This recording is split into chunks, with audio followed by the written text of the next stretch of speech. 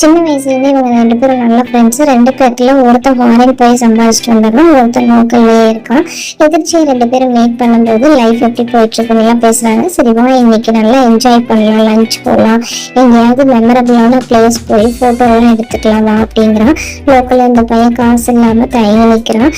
சரி வா நானே எல்லா பைசாவும் செலவு பண்ணுறேன் வாடா, இந்த வயசு விட்டா நம்ம மறுபடியும் இந்த மாதிரிலாம் சுத்த முடியாது, லைஃப்பை என்ஜாய் பண்ணணும்டா, காசு சம்பாதிக்கிறதால முக்கியம் அப்படிங்கிற மாதிரி பேசுகிறான். ஸோ இவனும் ஓகே வர்றேன் அப்படிங்கிறான். இந்த கதையை இதோட நிப்பாட்டிக்குவோம்.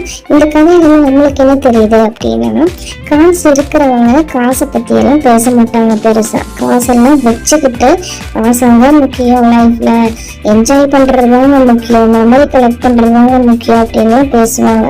ஆனால் அதை நம்பக்கூடாதுன்னு காசு இருக்கிறவங்க என்ஜாய் பண்ணுறதை பற்றி பேசியிருக்கோம். சரிங்க, இந்த கதை புரிஞ்சிருக்குன்னு நினைக்கிறேன். சப்ஸ்கிரைப் பண்ணுங்க.